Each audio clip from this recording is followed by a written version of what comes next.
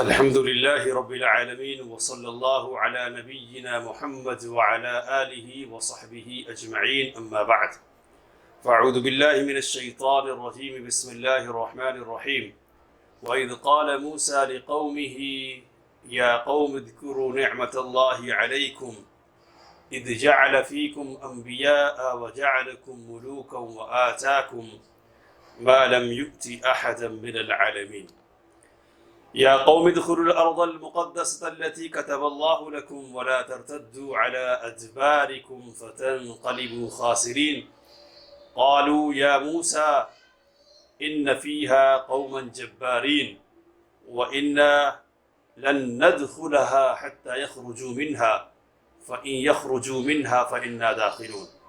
قال رجلان من الذين يخافون أنعم الله عليهم ادخلوا عليهم الباب فإذا دخلتموه فإنكم غالبون وعلى الله فتوكلوا إن كنتم مؤمنين قالوا يا موسى إنا لن ندخلها أبدا ما داموا فيها فاذهب أنت وربك فقاتلا إنا هاهنا قاعدون قال رب إني لا أملك إلا نفسي وأخي فافرق بيننا وبين القوم الفاسقين قال فإنها محرمة عليهم 40 سنة يتيهون في الأرض فلا تأس على القوم الفاسقين وإذ قال موسى لقومه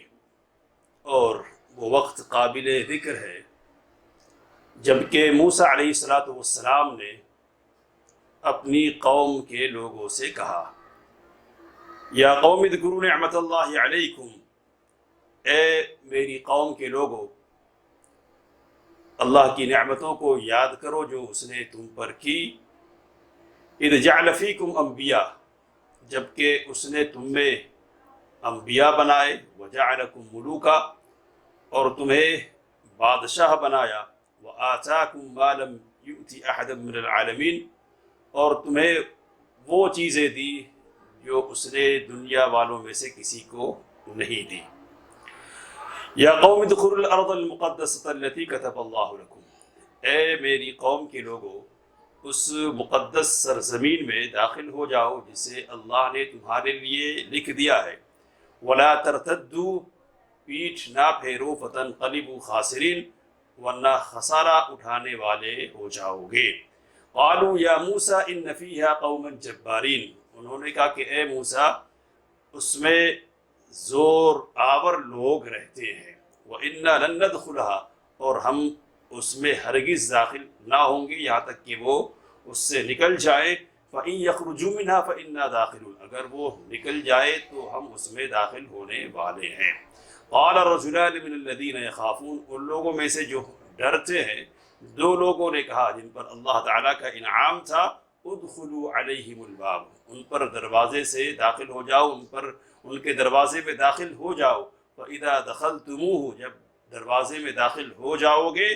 فَإِنَّكُمْ غَالِبُونَ، تو تم ہی غالب رہو گے، وَعَلَى اللَّهِ فَتَوَكَّلُوا إِن كُنتُم مُؤْمِنِينَ، اور اللہ ہی پر تمہیں بھروسہ کرنا چاہیے اگر تم ایمان لانے والے ہو۔ قالوا یا موسیٰ انا لن ندخلها، کہنے لگے اے موسیٰ ہم ہرگز اس میں داخل نہ ہوں گے، ما داموا فیہا، جب تک کہ وہ لوگ اس میں ہیں، فاذهب انت وربک فقاتلا، تم جاؤ اور تمہارا رب دونوں لڑو، انا ہاہنا قاعدون، ہم یہاں بیٹھے رہیں گے۔ قال ربی، موسیٰ علیہ السلام نے کہا میرے رب، انی لا املک الا نفسی واخی، میں تو صرف اپنی جان کا اور اپنے بھائی کا اختیار رکھتا ہوں، ففرق بیننا وبین القوم الفاسقین، تو ہمارے درمیان اور نافرمان قوم کے درمیان جدائی پیدا فرما دے۔ قال فإنها محرمة علیہم، تو اللہ تعالیٰ نے فرمایا کہ پھر یہ زمین ان پر حرام ہے 40 سال تک کے لیے، یتیہون فی الارض، یہ زمین میں بھٹکتے رہیں گے، فلا تأس علی القوم الفاسقین، تو آپ کو نافرمان قوم پر افسردہ نہیں ہونا چاہیے۔ سورۃ المائدہ کی کل 7 آیتیں اس وقت پڑھی گئی ہیں، 20 نمبر سے لے کر 26 نمبر تک کی آیات ہیں یہ۔ اللہ تعالیٰ نے ان میں بنی اسرائیل کا ذکر فرمایا ہے ان پر ہونے والی نعمتوں کا تذکرہ کیا، اور اللہ تعالیٰ کی نعمتوں کے مقابلے میں ایک خاص قسم کی ان کی سرکشی کا بھی ذکر فرمایا۔ شاہ عبد القادر دہلوی رحمۃ اللہ علیہ نے لکھا ہے کہ مقصد اس قصے کو دہرانے سے یہ بتلانا ہے کہ اللہ تعالیٰ نے اے اہل کتاب یہود اور نصارہ تمہیں ایک خاص فضیلت سے نوازا اور برگزیدگی بخشی۔ اگر تم اپنی اس برگزیدگی کو قائم رکھنا چاہتے ہو تو پھر تمہیں محمد صلی اللہ علیہ وسلم کی دعوت پر لبیک کہنا چاہیے۔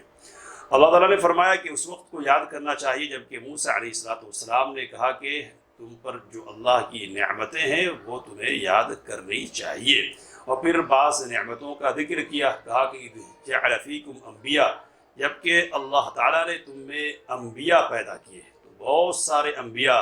کرام علیہم الصلاۃ والتسلیم برگزیدہ قسم کے، معزز قسم کے بنی اسرائیل میں مبعوث ہوئے، اور انبیاء کرام علیہم الصلاۃ والتسلیم کی بعثت کا یہ سلسلہ ان کے درمیان مسلسل جاری رہا، اور اللہ تعالیٰ نے فرمایا وَجَعَلَكُمْ مُلُوكًا، اور اللہ تعالیٰ نے تم کو بادشاہ بنایا۔ بعض علماء نے لکھا ہے کہ جب انبیاء کرام علیہم الصلاۃ والتسلیم کی بعثت کی بات ہوئی اور ان کے انتخاب کی بات ہوئی تو اللہ تعالیٰ نے فرمایا کہ تم میں اللہ نے انبیاء بنائے، لیکن جب بادشاہ بنانے کی بات آئی تو کہا کہ تم کو بنایا۔ تو یہ فرق ہے بادشاہت میں اور نبوت میں۔ بادشاہت کسی کو بھی مل سکتی ہے، لیکن نبوت خاص قسم کے لوگوں کو ملتی ہے، یہ اللہ تعالیٰ کی طرف سے استفاء اور انتخاب ہوتا ہے۔ یہاں ایک بات اور غور کرنے کی ہے، وہ یہ کہ اللہ تعالیٰ نے بنی اسرائیل پر جو نعمتیں کی ہیں ان نعمتوں سے ایک نعمت یہ بھی ذکر فرمائی کہ اللہ نے تم کو بادشاہ بنایا۔ بعض علماء نے یہ لکھا ہے کہ تم کو بادشاہ بنایا، اس میں یہ پیغام دینا ہے کہ اگر کوئی قوم حاکم ہے تو اس کے سارے افراد حاکم ہے، اور کوئی قوم غلام ہے تو گویا کہ اس کے سارے افراد غلام ہے۔ تو حاکم قوم حاکم ہی ہوتی ہے اور غلام قوم غلام ہی ہوتی ہے۔ اللہ تعالیٰ نے بنی اسرائیل کو بادشاہت دی تو گویا کہ مکمل طور پر ان کو بادشاہ بنا دیا۔ اب یہاں جو بات میں کہنے جا رہا تھا وہ یہ کہ اللہ نے بادشاہت کو بھی بطور نعمت، بطور انعام ذکر فرمایا۔ مغربی سوچ اور فکر کے نتیجے میں جمہوریت کی جو سوچ پیدا ہو گئی ہے مسلمانوں کے درمیان بھی، تو اس سوچ کے زیر اثر اچھے خاصے پڑھے لکھے لوگوں کے ذہن میں بھی ملوکیت کے حوالے سے یعنی بادشاہت کے حوالے سے منفی سوچ، نگیٹو سوچ مسلط ہو گئی ہے، اور وہ اس کو مکمل طور پر یعنی یکسر بری چیز ہی سمجھتے ہیں۔ ملوکیت گویا کہ انتہائی خبیث اور مردود چیز، حالانکہ قرآن کریم نے اس کو نعمت کے طور پر ذکر کیا ہے، اور اس سے اشارہ اس طرف صاف ہے کہ ملوکیت بذات خود کوئی بری چیز نہیں ہے۔ ملوکیت اگر جمہوریت کی شکل اختیار کر لے، اگر ناانصافی کی شکل اختیار کر لے تو یہ ناپسندیدہ چیز ہے، لیکن اگر ملوکیت کے زیر سایہ عدل و انصاف کا قیام ہو، لوگوں کے حقوق کی ادائیگی ہو، تو یہ کوئی بری چیز نہیں ہے۔ اللہ نے نبیوں کو بھی بادشاہت دی ہے، اور نبیوں کی دعا کے نتیجے میں، نبی کی دعا کے نتیجے میں اللہ تعالیٰ نے بادشاہ مقرر بھی فرمایا ہے، جیسا کہ سورۃ البقرہ میں اس کا ذکر ہوا ہے۔ تو بادشاہت اپنی جگہ پر بذات خود کوئی بری چیز نہیں ہے۔ بادشاہی اختیار کرنے والا شخص کیسا ہے، اس کے معاملات لوگوں کے ساتھ کیسے ہیں، یہ دیکھنے کی چیز ہے۔ اس لیے نبی اکرم صلی اللہ علیہ وسلم نے بھی ملوکیت کے ساتھ رحمت کا لفظ جوڑا ہے کہ خلافت راشدہ کے بعد ملوکیت رحمت والی بادشاہت آئے گی۔ تو بادشاہت یہ اپنی جگہ پر بذات خود کوئی بری چیز نہیں ہے۔ بری چیز اس وقت ہوگی جب کہ لوگوں کے حقوق پر ڈاکہ ڈالنے کا یہ ذریعہ بن جائے۔ اب اس بات کو سمجھنے کے بعد آگے بڑھیں گے۔ اللہ تعالیٰ نے ذکر کرتے ہوئے کہا کہ موسیٰ علیہ السلام نے کہا کہ اللہ نے تم میں بادشاہ انبیاء بنائے، تم کو بادشاہ بنایا، اور پھر تم کو وہ نعمتیں دی جو کسی کو نہیں دی گئی ہیں۔ تو وہ نعمتیں کون سی ہے؟ تو اس سلسلے میں سب سے بڑی جو نعمت ہے وہ توحید کی نعمت ہے۔ بہت ساری قومیں تھیں اس وقت، لیکن سب کی سب شرک اور کفر میں ڈوبی ہوئی تھی، ان کے درمیان رسالت موجود نہیں تھی، نبوت کا سلسلہ نہیں تھا۔ اس لیے اندھیرا ہی اندھیرا تھا، جبکہ اللہ تعالیٰ نے بنی اسرائیل پر یہ خاص فضل فرمایا کہ ان کے درمیان نبوت کا سلسلہ قائم رکھا، اور نبوت کی برکت سے توحید ان کے درمیان موجود رہی بیشتر اوقات میں۔ تو ایک بڑی نعمت تو یہ ہے جو دوسروں کو نہیں دی گئی، ان کو اللہ تعالیٰ نے دی ہے۔ اس کے علاوہ وہ معجزات جو حضرت موسیٰ علیہ السلام کے واسطے سے ان کو ملے، فرعون سے نجات کا واقعہ، سمندر میں راستہ بنا دینے کا واقعہ، اور پھر بنو سلوہ کا نزول، بادلوں کے ذریعے سے سایہ کیا جانا، اور پھر ان کے مطالبے پر اور ان کی خواہش پر پتھر سے 12 چشموں کا نکل آنا، یہ سارے انعامات ان کے ساتھ خاص ہے جو اللہ تعالیٰ نے خاص طور پر ان کو عطا فرمائے، کہا کہ وہ ساری نعمتیں دی ہے۔ اللہ تعالیٰ نے آگے ذکر کیا اور کہا کہ حضرت موسیٰ علیہ السلام نے اپنی قوم کے لوگوں سے فرمایا کہ اس مقدس تر زمین میں داخل ہو جاؤ جس کو اللہ نے تمہارے لیے لکھ دیا ہے، یعنی جس کا تم سے اس نے وعدہ کیا ہے کہ اگر تم اس کے لیے کوشش کرو گے تو وہ زمین تمہیں اللہ تعالیٰ عطا فرما دے گا، تو تمہیں اس زمین میں داخل ہونا چاہیے۔ حضرت موسیٰ علیہ السلام نے یہ بات اس وقت کہی اپنی قوم کے لوگوں سے جبکہ بنی اسرائیل سے نجات پانے کے بعد یہ لوگ وادی نمائے سینا میں موجود تھے۔ وہ مقدس سرزمین کون سی تھی؟ تو یہ بات ہم سب کو معلوم ہے کہ حضرت یعقوب علیہ السلام کا جو اصل وطن تھا وہ کنعان تھا، جو فلسطین کا ایک حصہ اور علاقہ ہے۔ یوسف علیہ السلام کو جب مصر میں حکومت حاصل ہوئی تو انہوں نے اپنے خاندان کے لوگوں کو وہاں بلا لیا، اور اس وقت سے مصر میں ہی لوگ آباد تھے، اور پھر فرعون کے ظلم اور فرعون کے ستم کی وجہ سے اللہ تعالیٰ نے ان کے لیے موسیٰ علیہ السلام کے ذریعے سے وہاں سے نکلنے کا سامان کیا، تو اب نکل آئے، اور اب ان سے یہ کہا جا رہا کہ اب اصل وطن کی طرف تمہیں جانا چاہیے، اور اس کے لیے تمہیں کوشش اور محنت کرنی پڑے گی۔ تو یہاں جو اصل وطن ہے ان کا، یہاں عمالقہ نام کی قوم آباد تھی جو زوردست تھی، بہادر تھی، اور وسائل کے اعتبار سے طاقتور تھی۔ حضرت موسیٰ علیہ السلام نے کہا کہ اللہ کا وعدہ ہے تو تمہیں اس کے لیے کوشش کرنی چاہیے، پیٹ نہیں پھیرنا چاہیے، اگر پیٹ پھیرو گے تو پھر خسارے سے دوچار ہو جاؤ گے، ناکامی اور نامرادی مسلط ہوگی، اپنے وطن سے تم محروم رہو گے اور اس طرح پھرتے رہو گے۔ تو موسیٰ علیہ السلام نے یہ بات ان کے سامنے رکھی تو وہ کیا کہنے لگے؟ قالوا یا موسیٰ ان فیہا قوما جبارین، کہنے لگے کہ اے موسیٰ علیہ السلام وہاں تو بڑے زبردست لوگ ہیں، قد اور کاٹ کے اعتبار سے بلند ہے، اور ہتھیار اور وسائل کے اعتبار سے بھی زبردست لوگ ہیں، تو اس لیے ہم تو وہاں جانے کی پوزیشن میں نہیں ہے، ہم ان سے لڑ نہیں سکتے، ہم تو اپنی زمین میں اسی وقت جا سکتے جبکہ ان کے نکلنے کا کوئی سامان ہو جائے، تو اگر اللہ تعالیٰ یہ چاہتا ہے کہ ہم وہاں جائیں تو اللہ تعالیٰ ہی ان کو نکال دے۔ بعض مفسرین نے جیسے مولانا عبد الرحمن کیلانی رحمۃ اللہ علیہ نے لکھا ہے کہ انہوں نے تحقیق کے لیے 12 آدمی متعین کیے جن کو حضرت موسیٰ علیہ السلام نے کہا کہ جاؤ ان کے بارے میں معلومات حاصل کرو اور رپورٹ آ کر مجھ کو پیش کرنا، عام لوگوں کو ان کے بارے میں نہیں بتلانا۔ لیکن 12 میں سے 10 لوگوں نے اس کی مخالفت کی اور عام لوگوں کو بتلا دیا، اور یہ بتلایا کہ زمین تو زرخیز ہے، شاداب ہے، اور دودھ وغیرہ کے جانور موجود ہے، لیکن جو لوگ آباد ہیں وہ بہت زور ہے، ہم تو ان کے مقابلے میں ٹڈے معلوم ہوتے تھے وغیرہ، اس طرح کی گفتگو کی اور اس طرح سے لوگوں کو پست ہمت کر دیا۔ یہ قوم ویسے بھی پست ہمت تھی، غلامی کی زندگی گزار کر آئی تھی، تو اس طرح انہوں نے کہا کہ ہم تو اب جانے والے نہیں ہے، اگر ہم کو جانا ہی ہے، اللہ نے لکھ دیا ہے تو اللہ ہی تعالیٰ اس کا انتظام کرے۔ اللہ تعالیٰ کہتا ہے کہ قال رجلان من الذین یخافون انعم اللہ، لیکن اللہ سے ڈرنے والوں میں سے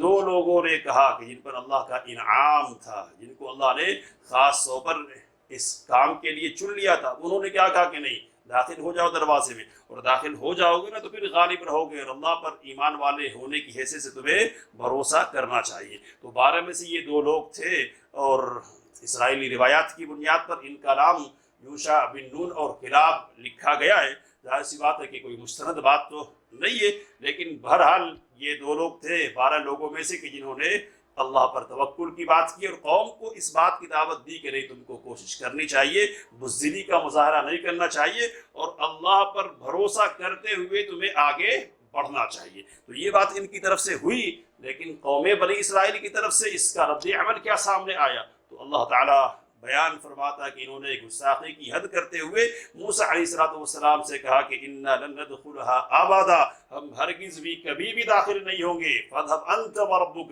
تو آپ جائیں اور آپ کا رب جائے، دونوں مل کر لڑیں، ہم تو یہی بیٹھے رہیں گے، ہم یہاں سے ہلنے والے نہیں ہیں۔ تو یہ گستاخی کی انتہا ہے، اور گستاخی کی اس انتہا کی بنیاد پر ہم سمجھ سکتے ہیں کہ کوئی قوم جب اڑیل ہو جائے، ضدی ہو جائے، تو اس کے مقابلے میں انبیاء کرام علیہ السلام بھی بے بس ہو جاتے ہیں۔ تو اپنی اس بے بسی کا اظہار کرتے ہوئے حضرت موسیٰ علیہ السلام نے رب سے فریاد کی، کہا رب انی لا املک الا نفسی واخی، میرے پروردگار میں صرف اپنا مالک ہوں اور اپنے بھائی کا مالک ہوں، اور میرا بس کسی پر نہیں چلتا ہے، اس لیے میں تو اپنے بارے میں مسئول ہو سکتا ہوں، ان کے سلسلے میں کچھ نہیں کہہ سکتا، تو ہمارے درمیان اور ان نافرمان لوگوں کے درمیان جدائی پیدا کر دے، دوری پیدا کر دے۔ اللہ تعالیٰ نے حضرت موسیٰ علیہ السلام کی تسلی فرمائی اور کہا کہ فَإِنَّهَا مُحَرَّمَةٌ عَلَيْهِمْ 40 سنہ، اب 40 سال تک یہ زمین ان پر حرام رہے گی، یہ اس میں داخل نہیں ہوں گے۔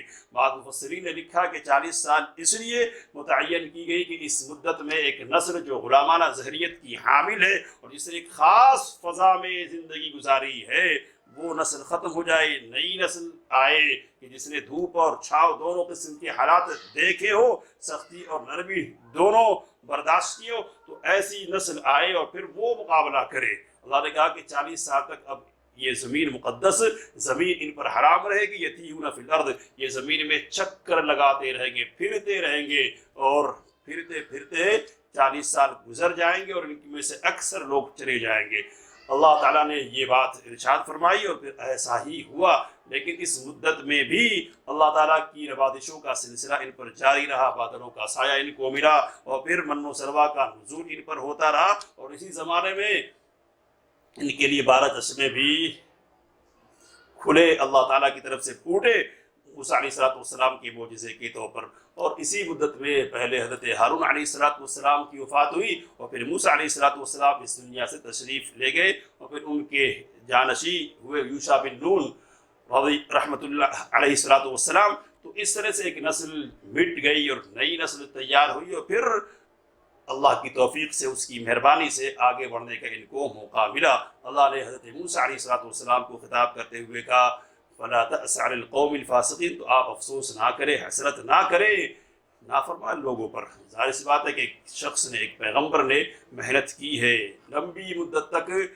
صعوبتیں، تکلیفیں، اذیتیں اٹھائی ہے اس قوم کو آزادی دینے کے لیے۔ یہ محنت کرنے والا نبی جب اپنی قوم سے کوئی بات کہتا اور قوم کی طرف سے اس کا جواب نہ بھی ملتا تو اس کے دل پر تو صدمہ ہوگا ہی، صدمہ گزرے گا ہی۔ اللہ نے اس کی تسلی دی اور کہا کہ فطری طور پر ہو، لیکن آپ کو یہ سمجھنا چاہیے کہ آپ کے اوپر کوئی ذمہ داری نہیں ہے، آپ نے اپنی ذمہ داری تبلیغ کی، پہنچانے کی، اور جو ذمہ داری آپ کو دی گئی تھی بنی اسرائیل کو آزادی دلانے کی، وہ ذمہ داری آپ نے ادا کر دی ہے۔ اب ان آیات کی روشنی میں جو کچھ باتیں ہمارے سامنے ہیں وہ کیا ہے؟ تو پہلی بات یہ ہے کہ بنی اسرائیل برگزیدہ قوم رہی اپنے زمانے میں، اللہ تعالیٰ کی بڑی نوازشیں اس پر ہوئی ہے۔ نوازشوں میں ایک نوازش یہ رہی کہ انبیاء کرام علیہ السلام کی بعثت کا سلسلہ مسلسل ان کے درمیان جاری رہا، اور ان میں بادشاہ بھی ہوئے کر و فر کے مالک قسم کے، حضرت داؤد علیہ السلام اور سلیمان علیہ السلام خاص طور پر قابل ذکر ہے کہ جن کی بادشاہت کے بارے میں ہم خوب جانتے ہیں، اور پھر اللہ نے دوسری نعمتوں سے اور نوازشوں سے بھی ان کو نوازا، لیکن انہوں نے نعمتوں کی قدر نہیں کی، اور بنی اسرائیل کو اللہ نے فرعون سے نجات دی اور ان پر انعام کرنا چاہا، تو انہوں نے اپنی بزدلی کی وجہ سے اپنے آپ کو اس سے محروم کر لیا۔ بزدلی کسی قوم کے لیے بھی خطرناک ہے۔ آیات کا پیغام یہ ہے کہ لڑنا ہے تو اپنے وسائل کی بنیاد پر نہیں لڑنا ہے، لڑنا ہے تو اللہ کے بھروسے پر لڑنا ہے۔ مومن ہے تو بے تیغ بھی لڑتا ہے سپاہی، اور کافر ہے تو شمشیر پہ کرتا ہے بھروسہ۔ قلت تعداد اور کثرت تعداد کی بنیاد پر فیصلہ نہیں ہوتا ہے، اللہ کی مدد اور اس کی نصرت کی بنیاد پر فیصلہ ہوتا ہے، لیکن اس کے لیے آگے بڑھنا پڑتا ہے اور اپنے آپ کو پیش کرنا پڑتا ہے۔ تو جو قوم آگے بڑھتی ہے، ہمت کا مظاہرہ کرتی ہے، وہ ذری کا لباس اپنے جسم سے اتار دیتی ہے، اللہ تعالیٰ اس کی قسمت میں فتح و نصرت لکھ دیتا ہے۔ لیکن یہ بدبخت قوم تھی جس نے ایسا نہیں کیا۔ اس کے بالمقابل نبی اکرم صلی اللہ علیہ وسلم کی امت ہے اور نبی اکرم صلی اللہ علیہ وسلم کے اصحاب ہے کہ جنہوں نے اس ہمت کا مظاہرہ کیا۔ نبی اکرم صلی اللہ علیہ وسلم غزوہ بدر سے پہلے صحابہ کرام رضوان اللہ تعالی علیہم اجمعین سے مشورہ کر رہے ہیں۔ مقداد بن اسود رضی اللہ تعالی عنہ اٹھ کھڑے ہوئے، کہنے لگے کہ اللہ کے رسول صلی اللہ علیہ وسلم، ہم آپ سے وہ بات نہیں کہیں گے جو موسیٰ علیہ السلام کی قوم نے موسیٰ علیہ السلام سے کہی تھی، آپ جو کہیں گے ہم کرنے کے لیے تیار ہیں۔ عبداللہ بن مسعود رضی اللہ تعالی عنہ جو راوی حدیث ہے اور صحیح بخاری کی روایت ہے، کہتے کہ یہ بات سننے کے بعد نبی اکرم صلی اللہ علیہ وسلم کے چہرے سے سارا غم دور ہو گیا، ساری فکر مٹ گئی۔ تو صحابہ نے اس ہمت کا مظاہرہ کیا اور اس ہمت کے مظاہرے کے بعد جو رزلٹ اور نتیجہ ہمارے سامنے آیا وہ کیا ہے؟ تو اللہ نے 313 کو 1000 کے لشکر جرار پر فتح عطا فرمائی، اور یہ 313 بے سر و سامان تھے، لیکن بے سر و سامانی کے باوجود اللہ نے ان کو فتح یابی سے ہمکنار فرمایا۔ تو بے سر و سامانی نہیں، ہمت کی ضرورت ہے، اور ہمت کے ساتھ ساتھ آگے بڑھنے کے ساتھ ساتھ اللہ پر بھروسہ اور توکل کرنے کی ضرورت ہے۔ آگے ایک اور بات ہے جس کو کہہ کے ختم کرنا ہے کہ قوموں کی خدمت، ان کی تربیت اور ان کے درمیان تبلیغ کا جو کام ہے یہ آزمائش کا کام ہے۔ یہاں بڑی آزمائشوں سے گزرنا پڑتا ہے۔ جب انبیاء کرام علیہ السلام آزمائش سے گزرے اور بڑی قربانیاں دینے کے باوجود قوم سے ان کو اس قسم کی بے وفائی کا سامنا کرنا پڑا، تو دوسرے لوگ اس کھیت کی مولی ہو سکتے ہیں، ان کو تو بدرجہ اولا اس کا سامنا کرنا پڑ سکتا ہے، لیکن اس کی فکر نہیں کرنی ہے کہ قوم ساتھ میں ہے یا نہیں، اور ساتھ دینے والے لوگ کتنے اور کون ہے۔ فکر اس بات کی کرنی ہے کہ ہم اپنی ذمہ داری ادا کر رہے ہیں یا نہیں کر رہے ہیں۔ ذمہ داری ادا کر رہے ہیں تو پھر فکر کرنے کی ضرورت نہیں ہے۔ ذمہ داری ادا کرنے والے لوگ ہوں گے تو اللہ تعالیٰ کی طرف سے راستے پیدا ہو جائیں گے۔ اللہ سے دعا ہے کہ وہ ہمیں ان باتوں کو سمجھنے اور ان سے کام لینے کی توفیق مرحمت فرمائے۔ آمین۔ وآخر دعوانا ان الحمد للہ رب العالمین۔